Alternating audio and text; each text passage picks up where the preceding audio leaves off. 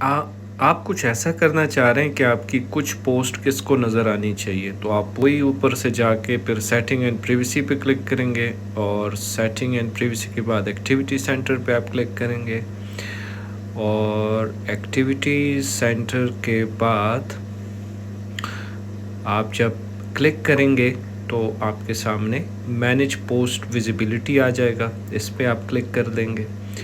अच्छा, अब इसमें ये सारी आपकी वीडियोस हैं, आप कोई सी भी वीडियो सेलेक्ट कर दें।